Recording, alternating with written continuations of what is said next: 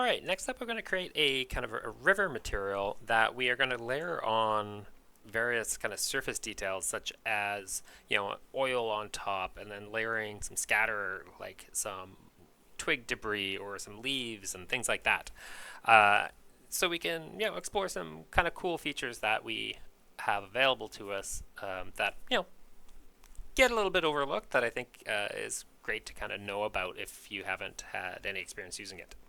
So before I do that, I want to go ahead and just make sure that I save up my work that I'm doing. And because I have, a material finished, I want to go ahead and just commit my changes now so I can store that on my source control repository. In case, I make adjustments as I'm playing with things, I'm going to have a copy of it saved up to that cloud-based server that I'm going to be able to access wherever I have source control set up on my home computer or my laptop or whatever. So I'm going to just go down to Vision Control, hit Commit Changes. Then I'm going to put a change list description for what I included here. So there's a number of kind of mega scans here. There's some functions. There's some things that get added in as soon as you bring in anything from Quixel Bridge or Fab. So I'm just going to say that created diner stool master material, included imperfections and damage from Quixel Bridge. Great. And then it says it's committed that. Anything that had any kind of issue validating, it would show up, such as this file right here, which is not a big deal. This is a decal material that gets created when you are importing in a surface from the Megascans library that didn't validate properly, which is going to be fine for what we need today. Okay, so I'm going to go ahead and create a new material and start building up this kind of river material. So I'm going to right-click, create a new material. I'm going to call this mRiver. I'm going to create a slab right off the bat, and I'm going to just start by building the kind of water material, which is going to be kind of like the mid layer. I'm going to treat the water as kind of a mid layer. I'm going to have some rocks and some ground. That's going to be kind of my bottom layer, and on top of my kind of mid layer, I'm going to have an oil spill and some twigs and stuff like that. So that's the plan for this. So for my water, I'm going to go ahead and just put a black diffuse in here. And for my F0, we have because this is going to be water, I have a helpful helper node, which is just substrate IOR to F0. So this way I can just plug in the index of refraction, and it's going to convert that into the F0 formula for me, which is great. This is another thing where it's like I have a basis of knowledge one way, and we have helper nodes to kind of do some translations and transformations for me behind the scenes, so I can still use my workflow that I'm familiar with. So I'm going to just go ahead and promote this to a parameter, and I'm going to call this water IOR. And I'm going to set my water IOR to 1.33. For my roughness, I'm going to go ahead and promote this to a parameter called water roughness. I'm going to name that properly though. And I'm going to just set this to a value of 0. If I want to see this working along the way, I can do that. And then for my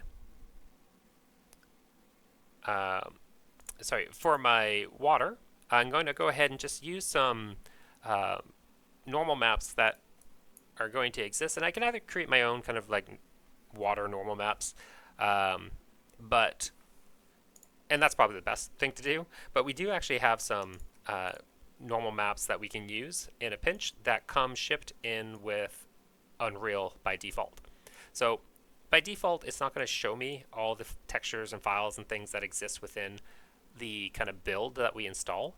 But if I go to this gear icon and I load up my engine content, I have access to all the textures and things here, which when I'm just kind of looking for like a noise pattern or anything like that, there's a lot of good stuff in here that I like to just use so that I know that it's, if I share this material with somebody else, they're going to also have access to that texture as a default without needing to provide it to them. So if I just type in water now, I can see that, hey, there's a few kind of normal maps and things here related to water. So if I use this one, what I like to do is, if I need to modify it at all, I will copy these over to my actual project so that I can edit them. But if I don't need to modify them at all, I'll just leave them in their engine content here, and this should be fine.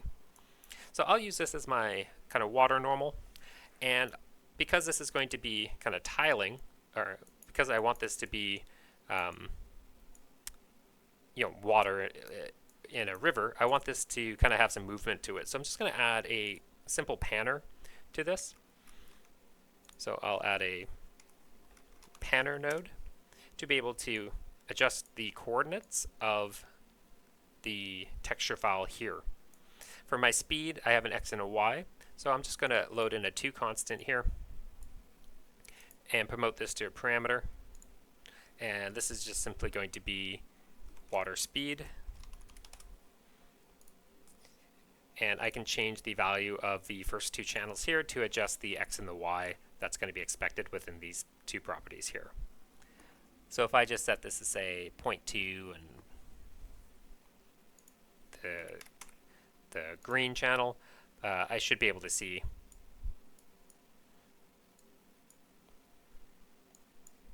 that kind of flow. And that might be a little much. So maybe I'll just do minus 0.1. Sorry, 0.1.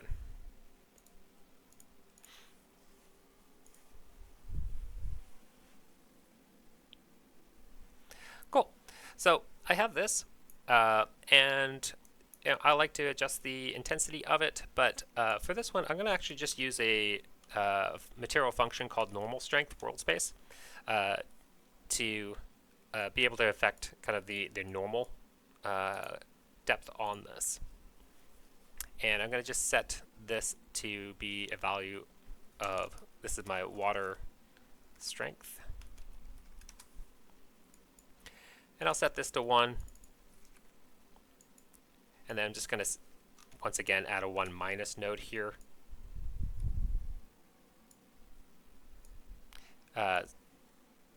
Sorry, I'm actually not going to add a 1 minus node here. My bad. Sorry, I thought I was working with the flatness. So I'll just add this so I have control over how this normal map is showing up. Great. And then finally, I just want to go ahead and add a subsurface scattering MFP. And for this, I'm just going to add a white texture here. So I'm just going to bring this up and drop this into the subsurface scattering MFP. And I'll call this MFP water. So water MFP. And I'm going to just bring all these into a water group so that I have this ready to go.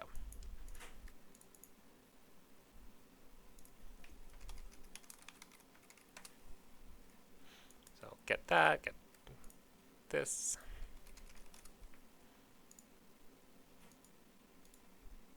And I'll grab these parameters.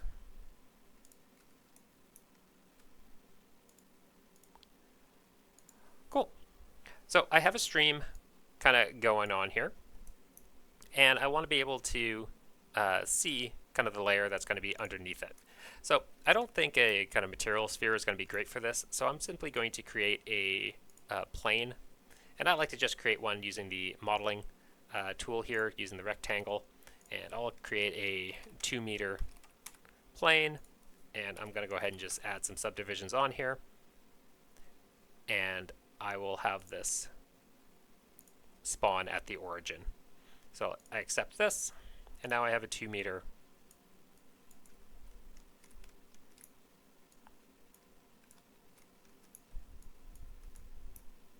I have a 2-meter plane here that I can use that has UVs and everything on it. And actually, maybe that was a bit too small. Maybe I'll do something like this. Terrific. So I can create a material instance from this, and I'll just call this MI dirty water. And I'll just plug that on here for now. Cool. So that, normal map's pretty intense. It's probably not the best water normals. I can probably make some better ones, but I think that will do for now. And because it's a material instance, I can always just swap out that normal map that I'm using here. Cool. So that's step one. Let's go ahead and just add in the bottom ground texture underneath this. And I'm going to once again just go to Megascans and use Quixel Bridge to find kind of some rocky material underneath that I can use. So I'll go to my surfaces, and I'm going to, it might be underground, but I'm just going to look for rock.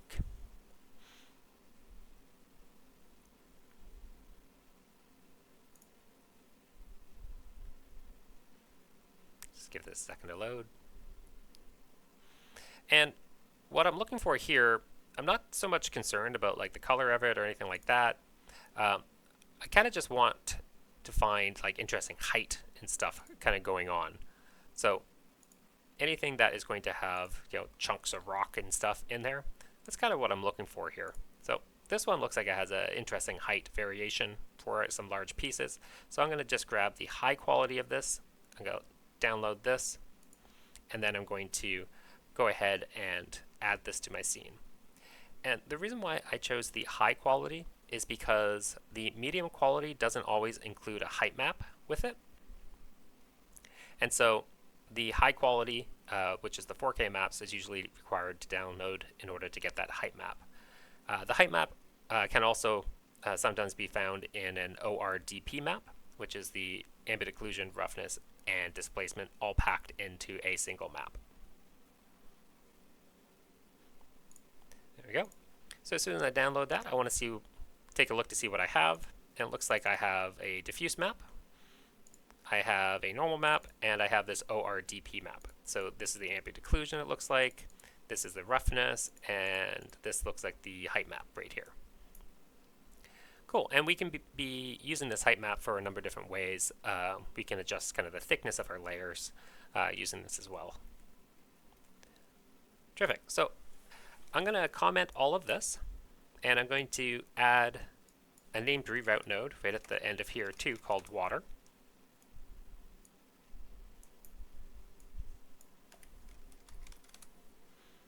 And water is blue, so make that blue. Cool. So now I'm going to add my parallax occlusion map for the floor of this that's going to fall underneath. So I'm going to drop down my height map.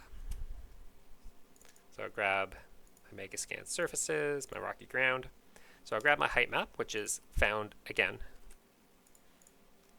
in the blue channel, ORDP. It's going to be found in the blue channel. So I'll drop down this ORDP map, and then I'm going to add a parallax occlusion mapping, which looks intimidating at first, but you really got to just go down the list and start adding in some properties.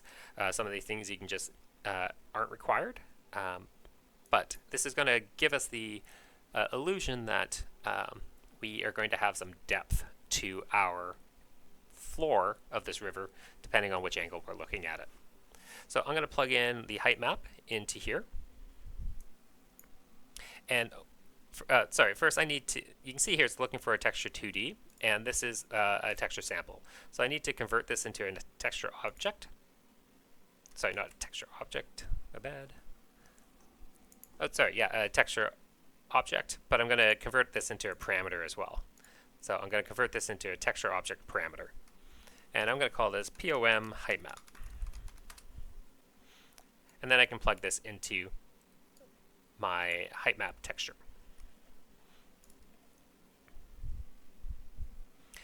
Next, I'm going to go ahead and drop in some parameters here. So for my height ratio, I'm going to promote this to a parameter, and this is going to be basically how deep it looks as I'm looking at it.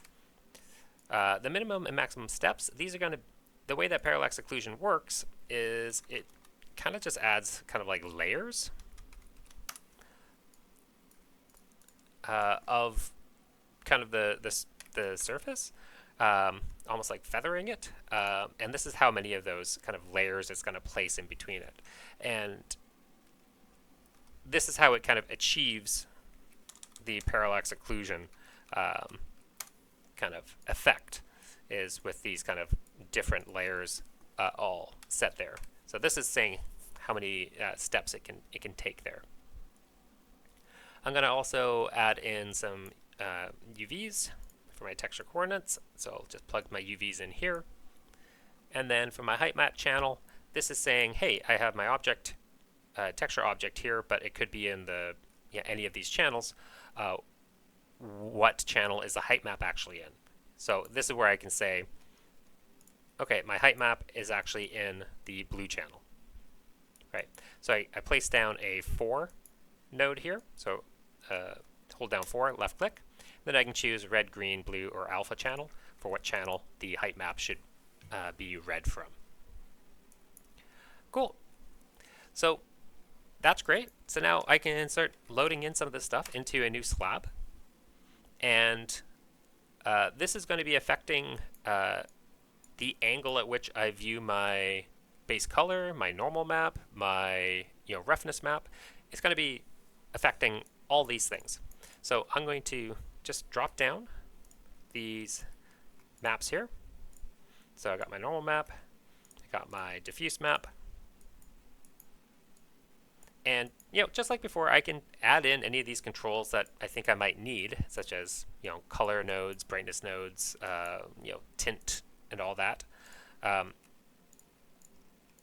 But to start things off, I'm going to just not worry about that. And I'm going to grab the green channel here and plug that into the roughness because it's an ORDP. And then I'm going to convert these to parameters in case I want to swap out my ground texture. So this is ground, base color, ground normal map, and this is my ground ORDP.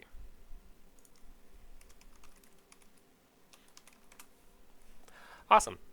And then I can plug in my parallax UVs into each one of the UVs of these.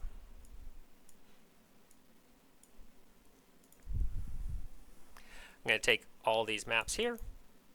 I'm going to put these into a ground category.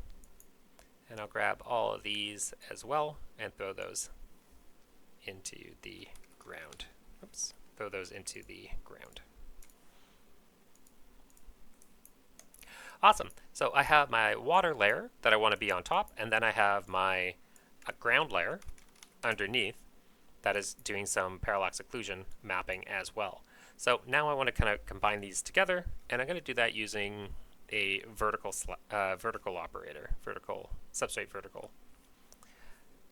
So I'll just add a named reroute for this one called ground.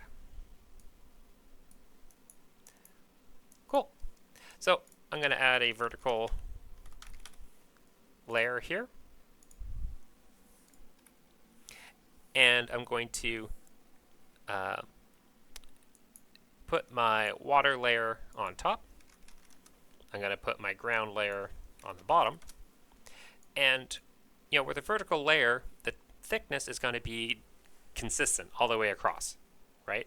And I don't really want that to be the case because some of the rocks there are going to be higher, some of the rocks are going to be lower. So I'm going to say, okay, go ahead and use the kind of the height map here to determine the thickness. So the higher parts of this height map is going to actually technically be thinner, and the lower parts of this this height map is actually going to be thicker to kind of achieve this effect as if there's some height to that ground. And because the height map is found here, what I'm going to do is I'm just going to add a named reroute node from this blue channel. And I'm just going to call this ground height. just so, again, I don't need to bring another node all the way over here, right? I just want access to it wherever I want to use that height map. So now I can say for my top thickness, I could just plug in my ground height directly in here, but what I'm going to do is I'm actually going to add in a lerp node using the ground height as the alpha. And I can say the thickness max here is going to be the A pipe, and the minimum thickness is going to be the B pipe here. And I'll just promote these to parameters so I can kind of tweak them. So this is going to be thickness max. Set that to 80, and I'll promote this to a parameter called thickness min.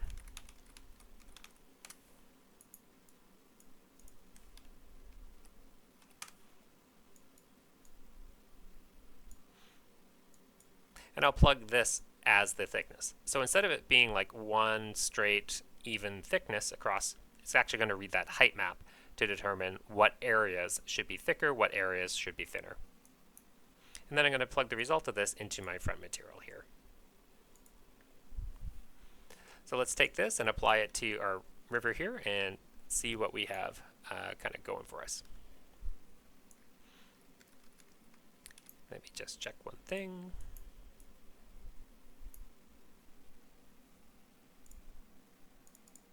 So I'm going to take my MFP here and I'm just going to crank this up so that we can kind of see the effect that we're going for. So I want the water to be kind of see-through transparent here. And my height ratio that I was talking about earlier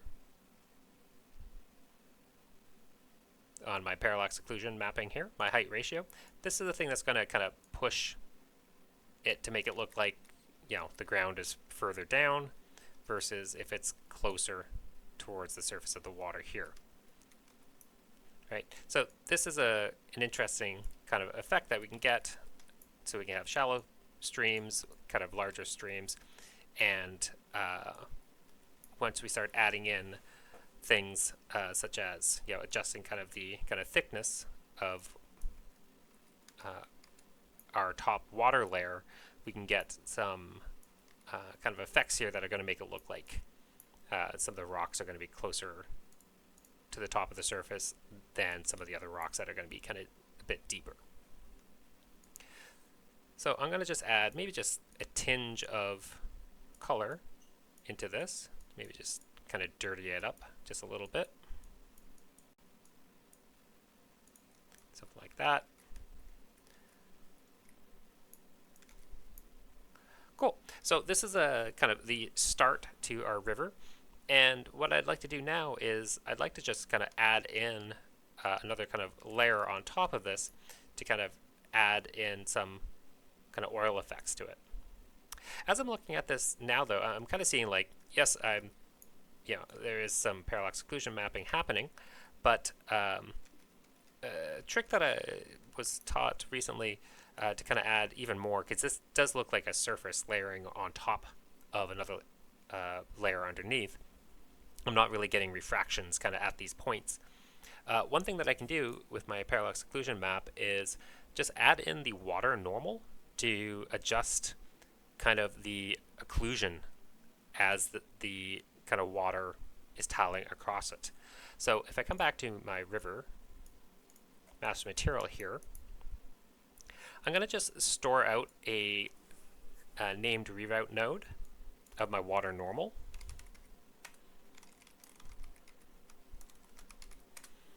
So that I can use it down here. And what I'm going to do is I'm actually going to take the water normal and just add in the X and the Y channels for it, so the RG channels of it. So I'm going to take my water normal and I'll add some controls for it. So I'll add a flatten normal node here, and I'll add a scalar here called POM warping, which is essentially what it's going to do. I'll add a 1 minus node here. So this is really just affecting the kind of the normal map. basically how intense the normal map is.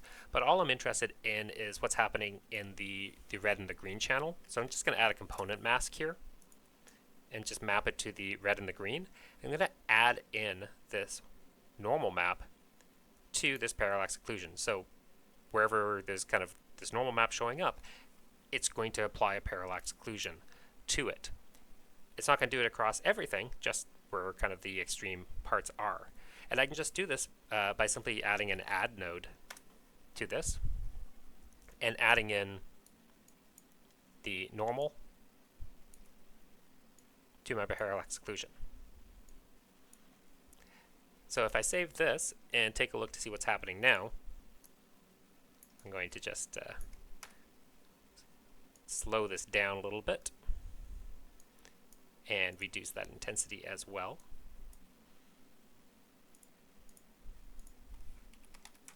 So I'm just going to slow that down, and I'm going to reduce the intensity.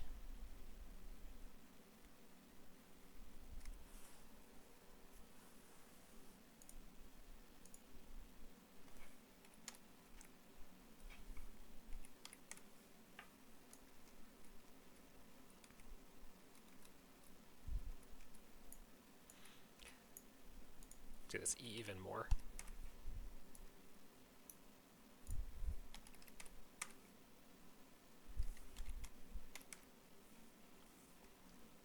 So you can see as the normal map kind of crosses over it, it's applying like a parallax occlusion mapping warping at that area to kind of just give it another kind of effect, as if we have multiple surfaces here and it's distorting the index of refraction and everything that's happens with waves and all that, when really it's just applying a parallax occlusion slightly different in the areas that the normal map is passing by. So this is a kind of a cool trick that I was just recently taught, and I think it adds a lot to when we're working with a normal map and parallax occlusion in this way. So next up, I'm going to just add in some oil on top of this, and maybe just make this feel like it has a bit more kind of depth to it as well.